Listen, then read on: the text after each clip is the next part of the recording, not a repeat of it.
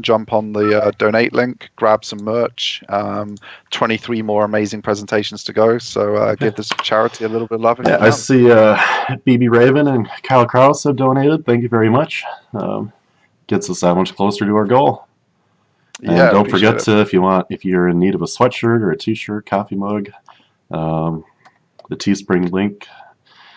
And this is probably why men aren't allowed to do laundry, because I already ruined this one, so I'd order a new one. Yeah.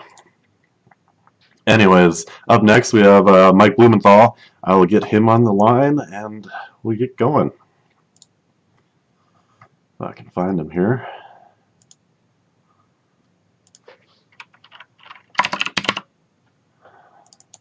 Oops. Shit.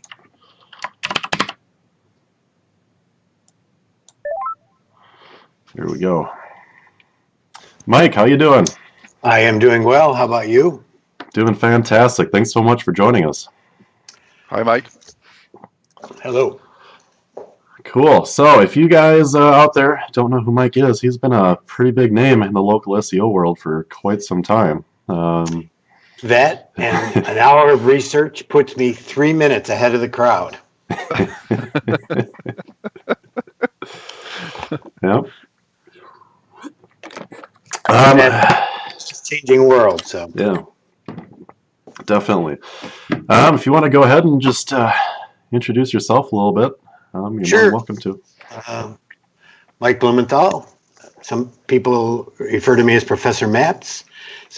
Some people think that's because I look professorial in my glasses and my corduroy jacket. Other people think it's because I'm pedantic when I speak. So you get to decide. I'm co-founder of Local U, which is a digital training organization to help businesses and agencies do sustainable long-term digital marketing in local, and a co-founder of GetFiveStars, which is a location-based reputation development platform for local businesses, large and small. Yeah, right on. I mean, I'm assuming most people here who've ever had a local client have recommended GetFiveStars to them at some point, because that's the biggest area they struggle with, I think, is just getting any reviews. And for the last 3 months, I've been working on Google Q&A monitoring feature for GetFiveStars. Google Q&A is just one of these annoying Google features that allows consumers to ask questions directly on a business's knowledge panel, which shows up directly in search, and the questions could be good, bad, or many times ugly. Yeah. So, and particularly for large brands, it's like death by 1,000 cuts. Yeah. Yeah, I can see how things can get a little greasy pretty quickly. Yes, I mean, everybody's used to the big brand screwing up in social and going viral, but only having one job to do, which is contain it. Well, with Q&A, if you've got 1,000 locations, you could have problems at 1,000 locations and not even know about it. It's like an amazing product. So I see it as playing a big role in reputation going forward. Yeah, definitely. Should we get going with your slideshow? Does that sound good? Or sure. Okay. Sure. Do I run mine, or I can run it through the screen and just kind of keep up with you, or through the broadcasting software. Sorry. All right. Let me just pull mine up so I can keep track of where you are, or where I am, or how do I tell you to switch if I want you to switch. All right. So I'm ready. Hang on. Excellent. Give me 1 second here. I just want to get my notes visible, just in case I had anything significant I wanted to say. Unlikely, but possible. BB is asking if we've all seen the Shed story from London, where the guy started up the fake restaurant or whatever. Yeah, so it happened. It went viral early December, so obviously it was something that was reported on widely, both in the local newsletter, which people are welcome to join, as well as in David Mims' Tidings newsletter. Those kinds of stories always fascinate me. So yeah, I'm ready when you are. Okay, I'm good to go. And so you're starting the show? Yep, the slides are up on the stream, and I'm on the first page, the arc of Google Local. Okay. I have no idea how you're going to keep up with me, but I'll You just guys, have to. all right. So you have my bio already. Mhm. Just a note at GetFiveStars, I frequently take the title of Chief Delegation Officer, and at Local U, I am the Chief Cat Herder. So Google Local has been going through massive changes. They spent a number of years integrating with Google Plus as a pawn in the game of social, only to be then subsequently extricated from Google Plus. So there were many years of sort of lost development time.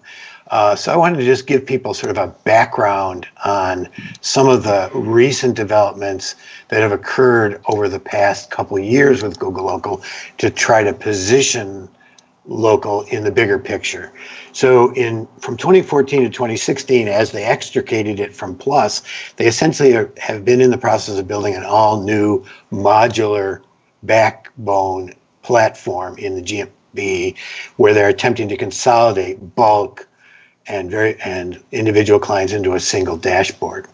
From 2015 on, we saw Google as what Cindy Crum calls the presentation layer, taking this approach where their goal is to answer every question directly on Google. Mhm. And this is particularly true in local, where users just don't need to ever leave. It's kind of like going down a rabbit hole, Yep. much like in the fairy tales. 2016, we started seeing an expansion of local ads to the point where they are appearing everywhere on people's knowledge panel, in maps, in the pack. So this is the first time we ever saw ads in local, and we anticipate that going forward, that'll increase. During the same time frame, particularly late last year, we saw increased focus on reviews in local, where Google would escalate any page that had rich snippet stars on it, give that a bump in the search results. One assumes that's because that's what searchers wanted, and Google tested this, but you now are seeing pages you can see as many as 4 or 5 pages with review results if the business has been attentive. So that sort of brings us to the beginning of last year. And as most people know, we're largely, at least from an advertising perspective, in the context of a duopoly, where 63% of all ads or digital ads are taking place on one of these two companies, and virtually all of the growth, somewhere in the order of 100% of ad growth, occurred within these two companies. Simultaneously, we see that Google holds a hugely dominant position in local in terms of web traffic that initiated key performance indicators. I'll talk more about this case study in a bit, but what we found when we went into a couple of clients and looked carefully, that 92% of people who either clicked a call, clicked for driving directions, filled out a form, or messaged the business, 92% of those were initiated at Google, one form or another, and the balance was largely distributed between Yelp and Facebook, with Bing a no-show. So Google dominates in local. They obviously have an income plan in local. We think that they're going to defend local at all costs against all comers in a number of ways. We think this is they're a brutally competitive company, and they will do what it takes to win as local gets more monetized over the coming years. So last year, 2017, in this context, we saw a massive number of products rolled out for the small business. AdWords Express, which had always sort of languished in the dark corners of who knows where, was never a very good product, was empowered with very sophisticated artificial intelligence, machine learning, and actually became a really excellent product.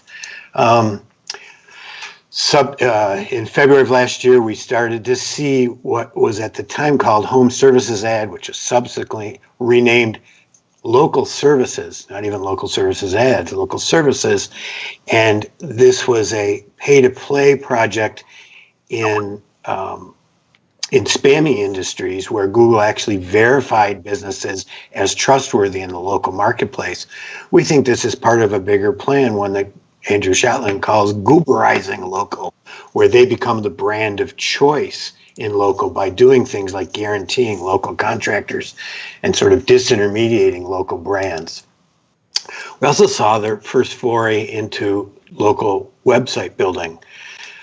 June 2017, they rolled out a simple website product. It's primarily designed to capture business attention in India, where to a large extent the web was skipped because of the nature of development there. There was no desktop web and people went right to mobile phones. A lot of them were using messaging apps. And Google, obviously in that situation, is in an existential crisis. If they can't get business data, all of a sudden it's going to WeChat, or if it's going to Facebook. So they built a really straightforward single-page web tool. And what's been interesting about this tool is every day since introduction, 5,000 have been built. And this last week, or maybe the week before, they started the first series of upgrades to this product. And so Google is in the local website business. Google Posts product came out in June of 2017. This is the first time that with any simplicity, reliability, small businesses were given the privilege of writing directly to search. So this is significant in a number of levels, but it's a direct, Google Play to compete with Facebook, but one that offers a lot of marketing opportunities.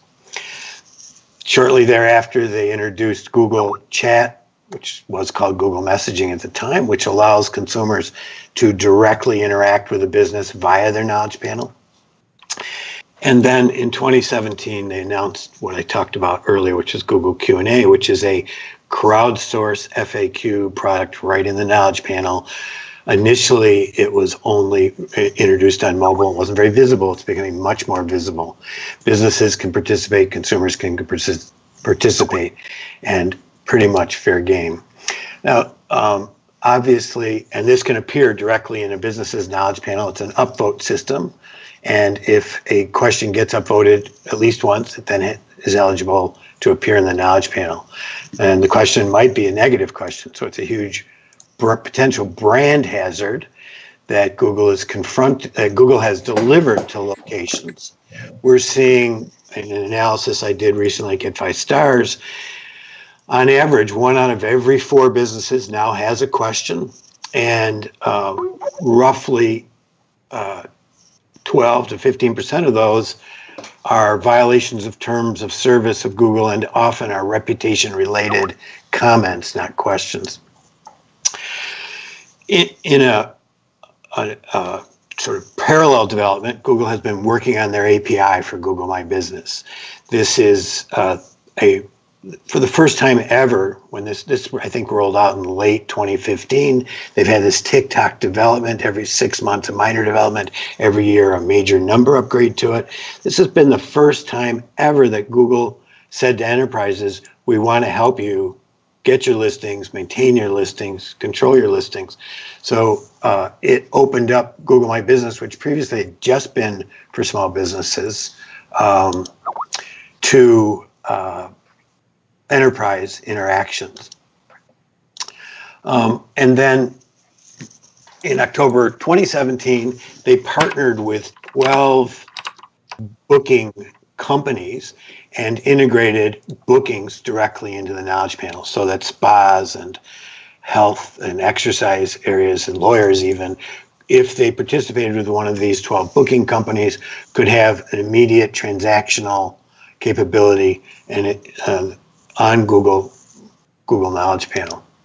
So over the 9 months in 2017, 8 major new products and upgrades, and as Joy Hawkins has pointed out, I think another 180 sort of minor products. So this indicates a huge investment on the part of Google, a huge commitment to local that we've never, ever seen before. We see local as both the opportunity for their sales growth going forward, as a play to control and dominate mobile, and as a huge competitive advantage that they have vis-a-vis the other players in the market. So as we ended 2017, in typical Google fashion, these products were sort of isolated with each other. Google websites didn't Post didn't work on Google websites. Google messaging didn't work with Google websites. So they were all isolated, developed by small teams. Google Q&A doesn't integrate with the Google My Business dashboard, so businesses don't know that somebody's asking them a question. So this is typical Google small team development. But what we're seeing is a huge corporate commitment to local. First time that local has ever achieved this kind of attention at the highest levels of Google, and given this kind of autonomy to develop these products, roll them out with such a rapid pace. And like anytime a giant struggles free, we think we're going to see, casualties in the marketplace. So the question becomes for SEOs and local businesses, how do you wind your way through this sort of world that Google has presented us with? So come up with this metaphor for a way to think about Google from the point of view of a location-based business, which is Google as a homepage. By this, I'm not saying you don't need a website. You absolutely do. I'm not saying you shouldn't do technical SEO. You absolutely have to. But we think that in some ways, your presence on Google has become your dominant presence in the digital marketing world, and you have to start treating it as the dominant presence in the digital marketing world. So I talked about this KPI study I did, where we looked at low funnel key performance indicators in local. We looked at driving directions, click to calls, messaging, and form fills. Low funnel, near purchase performance indicators. And we looked across Bing and Yelp and Facebook and Yext and Google and the website to see where they were coming from. A very small percentage were coming from Yelp and Facebook. 92% of these were coming from Google, clearly dominant. But when we dug into the Google numbers, what we saw was that large percentage of Google, 25% of those website KPIs, in other words, things that were happening on the website, form fills and click to calls and driving directions, had been referred by Google. But 70% of these actions were taking place directly on Google. In other words, consumers were getting to Google, looking at reviews, looking at pictures, looking at Q&A, looking at competitors, making a decision to call right then and there and not go any further. 70%. So to a large extent, it is the single, Google Local is the single most important place for businesses to find new customers. This is an eye tracking study that was done of a local knowledge panel, and it analyzes how users interact with the pages, the knowledge panel brand search page that Google presents. They spend a lot of time looking at the upper left corner as they drift down, and then their eyes move over to the photographs and then down to the reviews and then back onto the middle of the page. In other words, the story that a brand tells on this page, wherever it occurs on the page, is seen and can affect the decision for a person to call that business or get driving directions or schedule an appointment or whatever other transactional capacities Google's going to be adding in the near term. So the question becomes, if this is the reality, what should the tactic be? One thing I want to point out is that local search is somewhat unlike national global search, so unlike news search, in that one of the key ranking factors is proximity. As such, when you look at the distribution of searches over a city, it's very difficult for a single business to dominate the whole city. They're going to dominate what's near to them, and somebody else is going to dominate what's near to them. And as a consumer moves through this sort of physical space, the search results are going to change. And so Google's essentially, if you've done decent technical SEO and built a good website, done good citations and some link building, all that sort of stuff, Google's going to give you only no more than your fair share of searches. So the question becomes, what do you do with those? And to me, it's an issue of increasing conversions. How, if the user makes that decision at the homepage of Google, how do you get them to give you the business rather than somebody else? For those people that don't have sophisticated AdWords people working for them, I think AdWords Express is a real viable choice. It's really quite brilliant. You basically go in, you set a quick goal. Do you want somebody to call your business? Do you want them to visit your business? Do you want them to visit your website?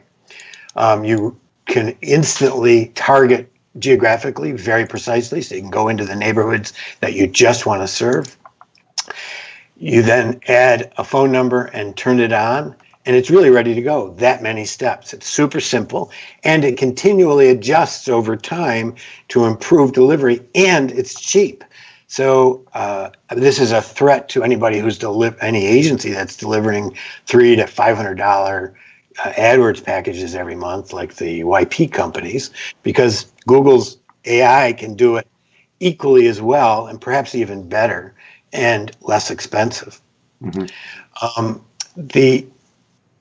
So that's one tactic, because that's going to fill the upper left side of that page. But the other tactic is to look at your brand search at Google to parse that page out and segment that page and work towards improving the visual aspects of every aspect of that page. So I want to run through these from the upper left down. So obviously with the new meta description limits, I think it's 260 to 300 characters.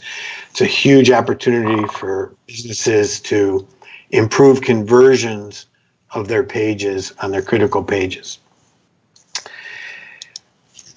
We know that Google is escalating reviews, and that's true for a business's website as well. So we see first-party reviews. This is something that we do at GetFiveStars, is provide first-party reviews. In other words, review content that occurs on the website.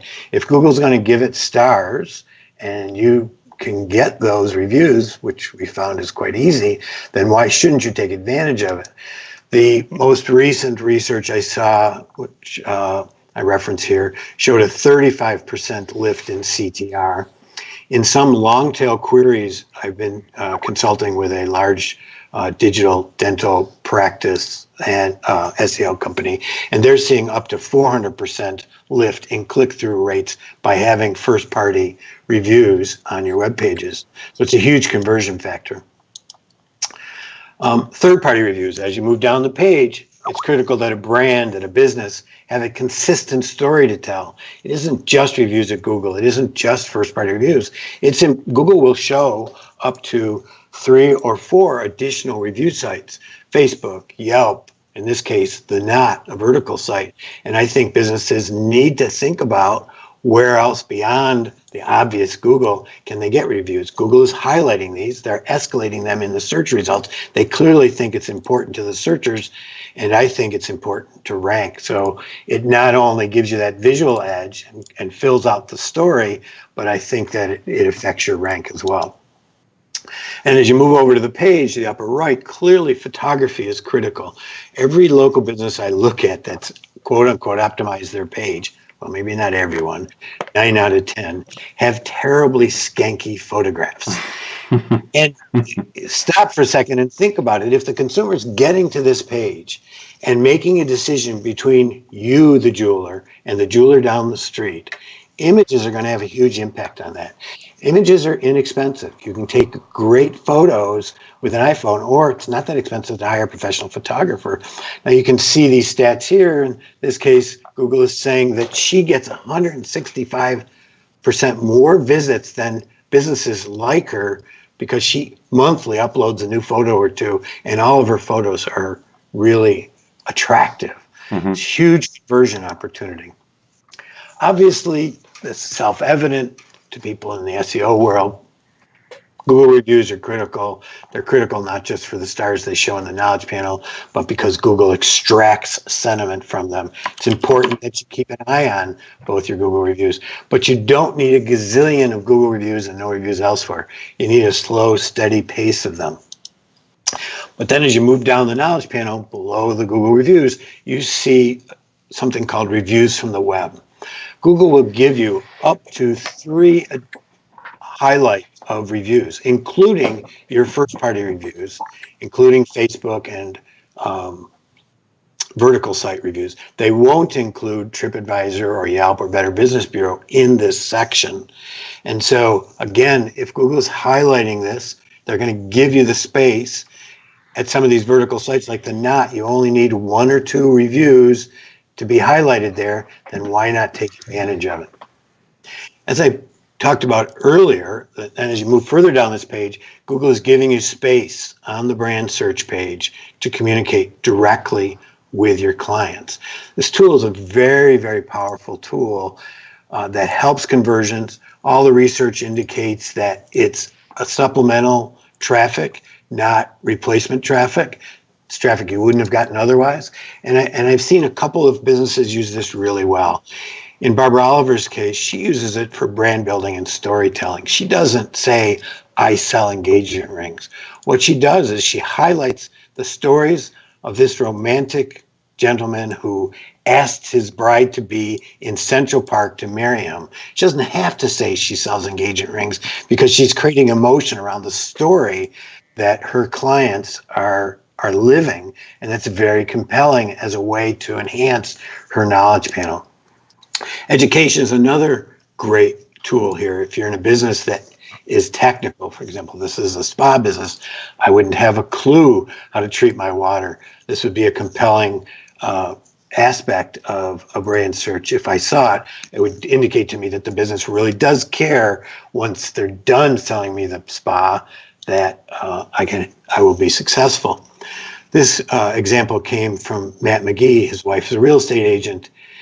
Google has a product called Saying Thanks, and it's a little tool that looks through your reviews and produces a graphic of the reviews and lays it out very nicely for you. Carrie took it one step further. She went to Google Thanks. She then created a little post around it and posted that in her Google post as social proof. And then finally, the occasional coupon is appropriate if you're in a business that is where coupons are relevant. And Mary Bowling suggested a great idea for this, that we know that frequency of brand searches is one of the ranking factors.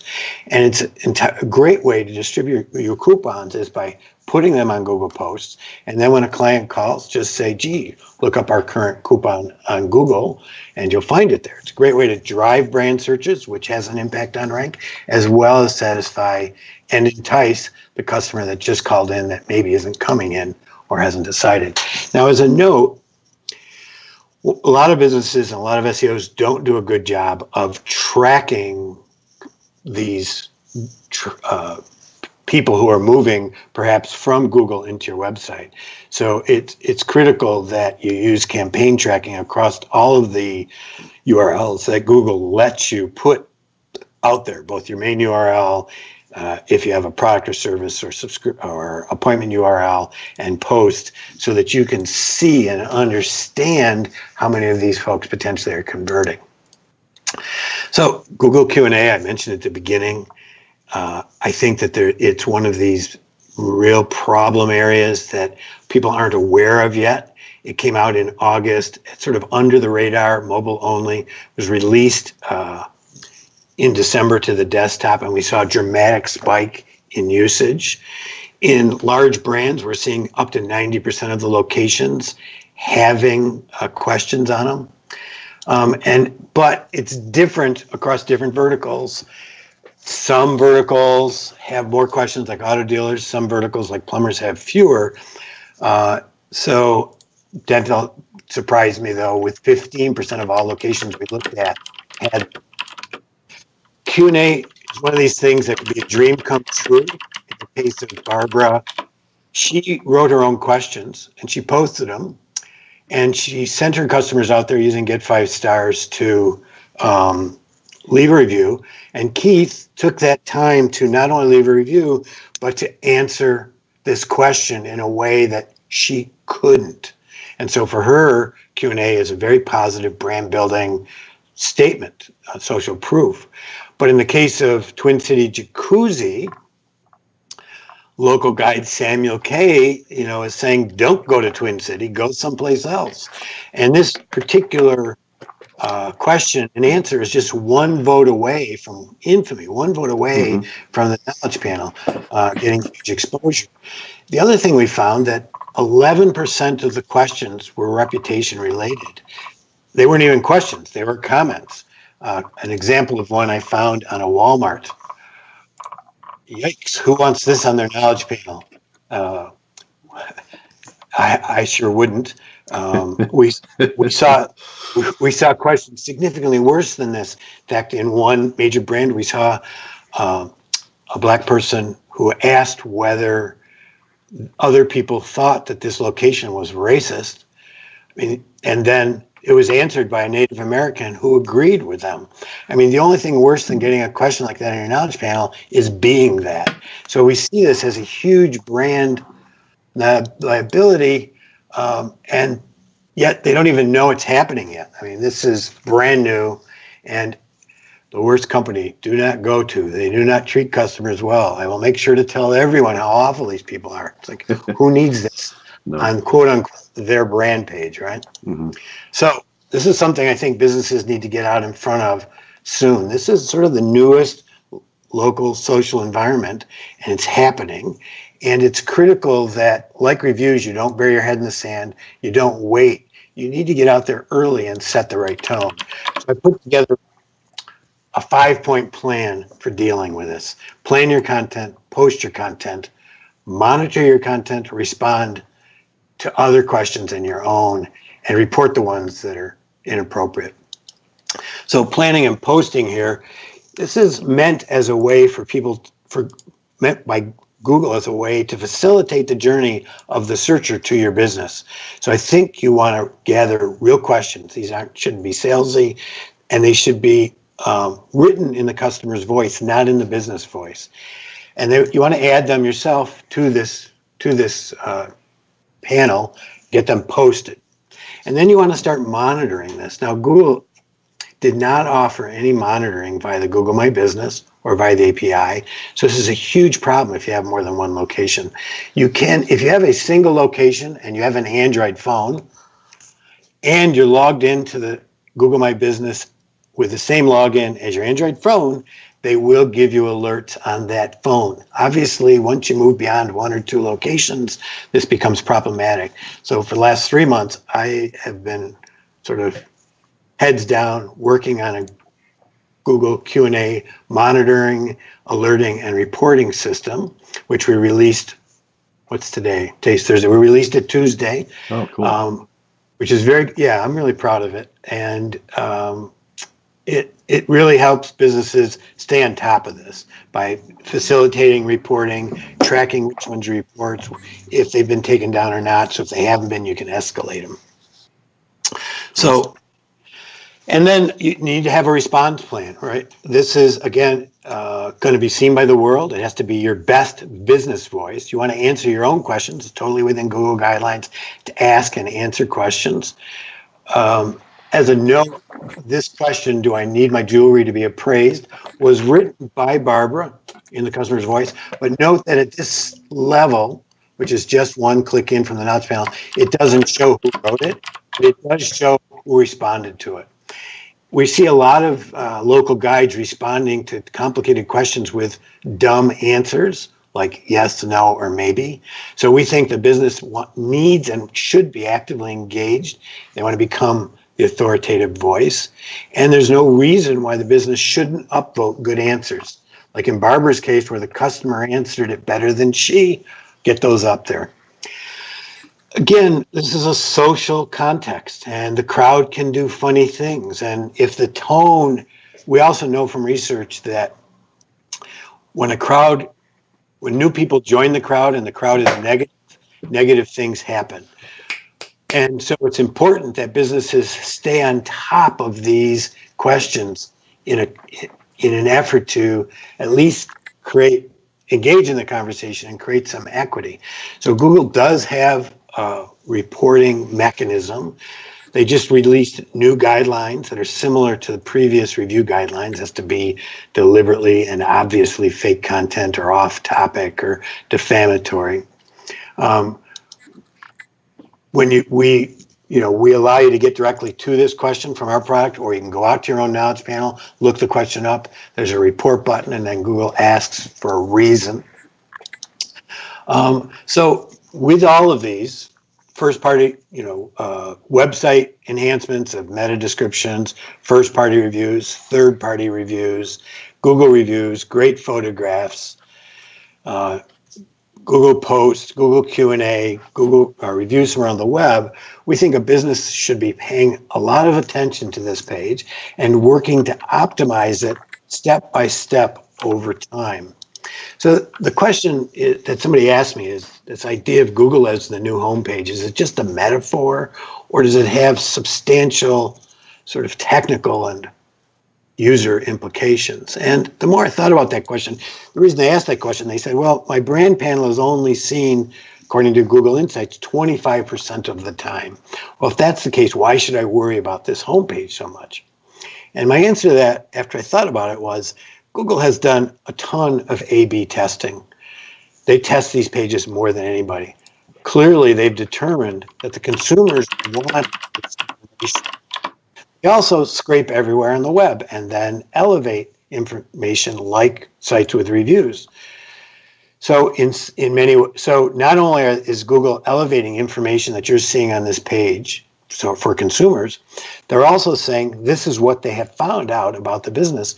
So in that sense, it's literally a mirror into the digital soul of the business. So the content that you see there does, in the end, impact your rank in an overall sense. So obviously, Google and Facebook are dominant players these days, but I think there's a lot of danger of getting too narrow in your view of what local SEO is or can do for you.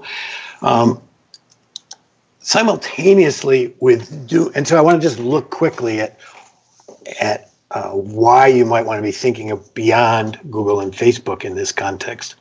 So simultaneously with doing that KPI study, I did an attribution study. We interviewed during that same quarter every new customer that came into the store. We had 350 digital KPIs and about 100 actual new customers that came out of that. She was spending about $15,000 a quarter on traditional advertising. It generated 9% of her business. 33% of her business came from person-to-person referrals, so much bigger than the combination of her advertising. Oops. So if that's the case, if 33%, 4 or 5 times what's coming in from advertising is coming from word of mouth, person to person, then I think that a business needs to think about digital tactics that allows them to stay in touch with this 33%. David Mim recently introduced his new product called Tidings. It's a super simple way for agencies or businesses to do that. I think email is a great way, huge returns, higher returns than we see on Facebook or AdWords campaign. And so businesses need, and it's dark to Google and Facebook. You own these customers. Google, you don't have to rent them back from Facebook. So I think it's a way of breaking out of the Google Facebook bubble. But 58% said they read reviews. And when we interviewed them, they would often say things like, well, my friend told me to come here, but I went and read the reviews anyways. It's typical of millennials that they weren't satisfied with just a personal referral. They had to go validate it. So we think it's critical that the brand story, both person to person and online, tells the same consistent thing. So all of those review sites, whether Google or third party, have to, and Google Q&A and the photos, all have to reinforce your story. So one of the things I've been doing at GetFiveStars is helping businesses understand what I call the word of mouth index, sometimes referred to as Net Promoter Score. It's a common metric in Fortune 500 companies. It's a common metric in Silicon Valley, but most small businesses never ever ask how they're doing with their customers. If you don't ask, you can't know, and if you don't know, you can't improve.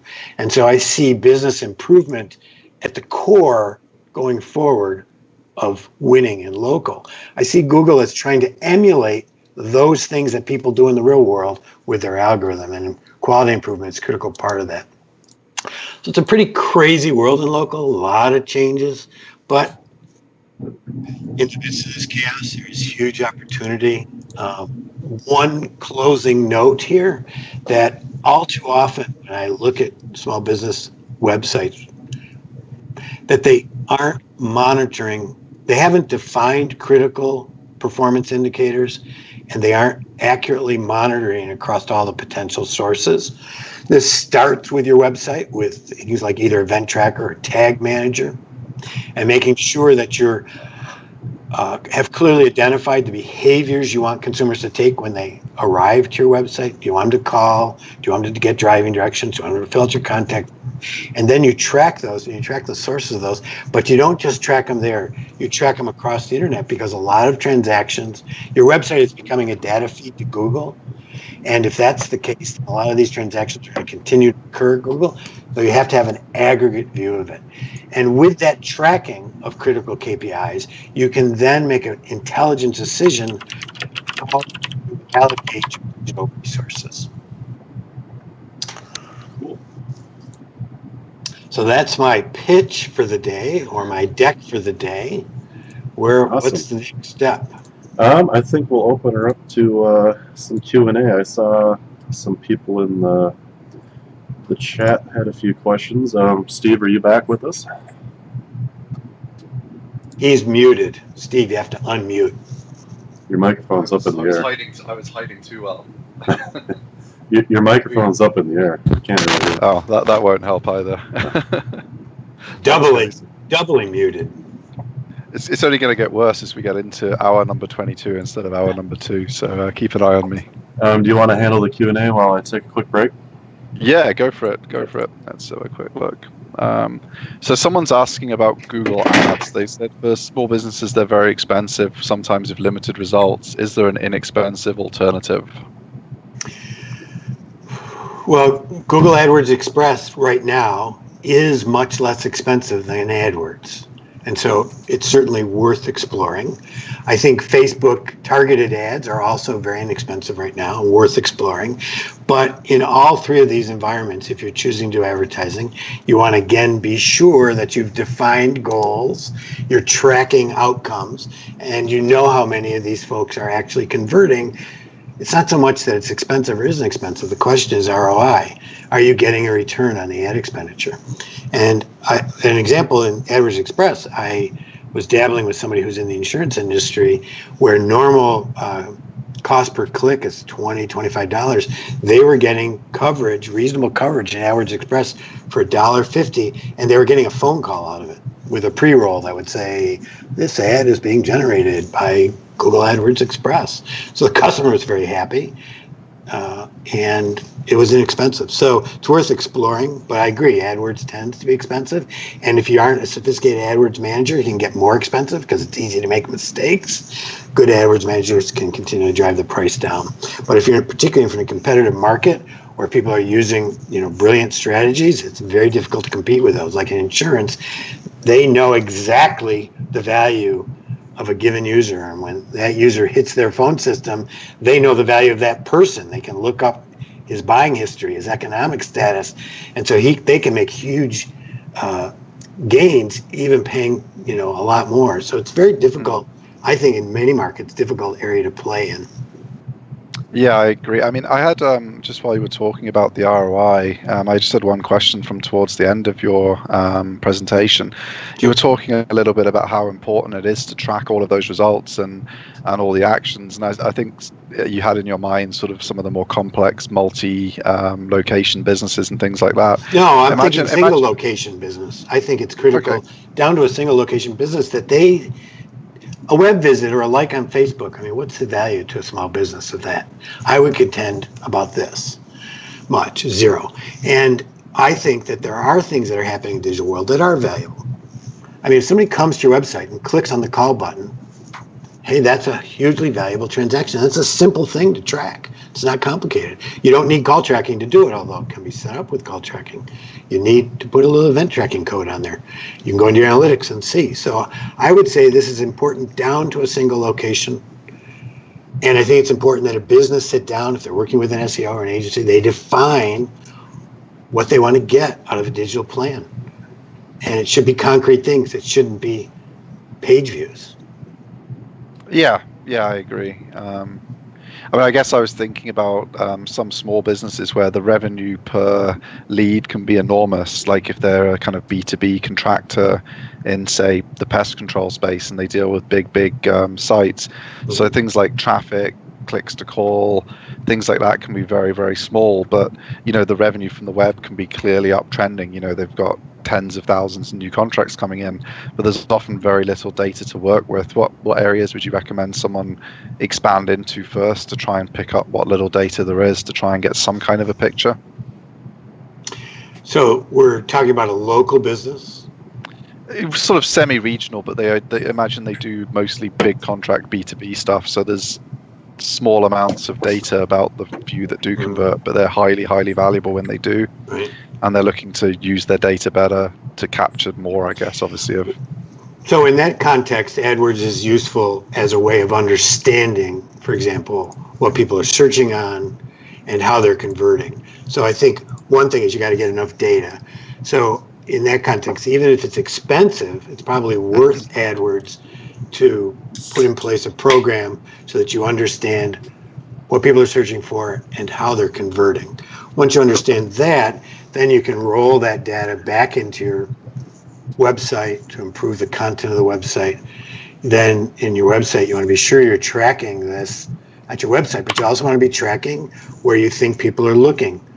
Google My Business on Google, Facebook, if they think they're looking there, Yelp or wherever.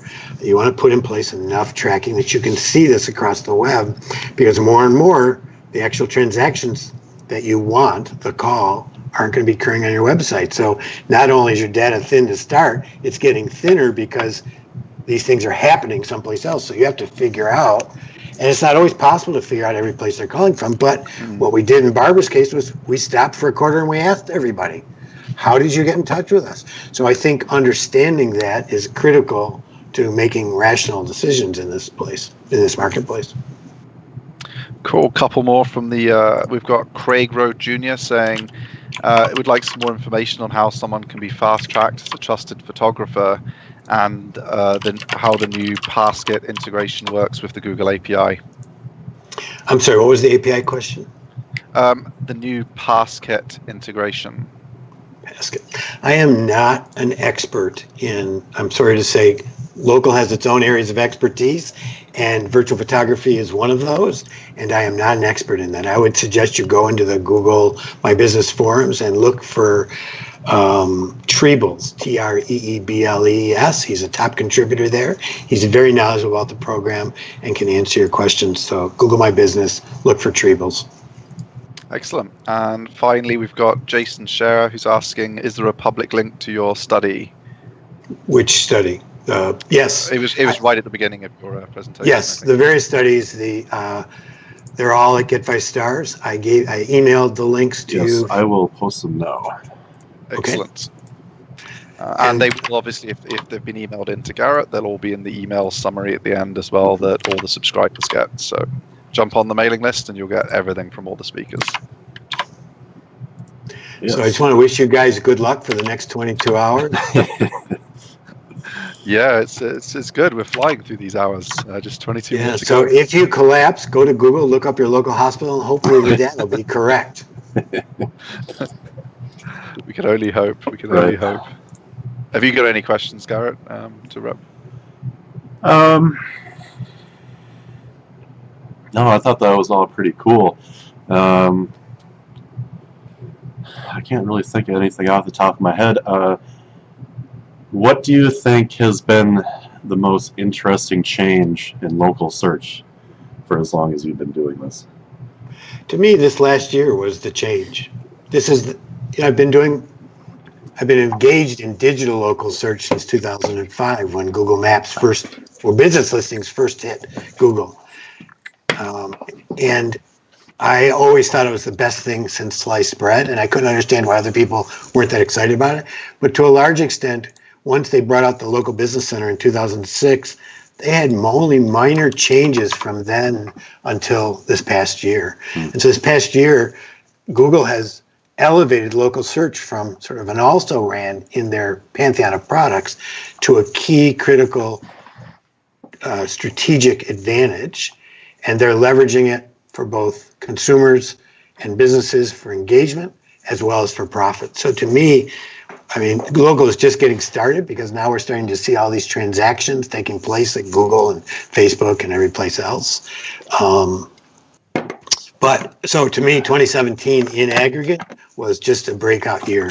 And so just as a note on this, before I don't know, we're almost done, but I mentioned that I work with Local U, which is an educational group.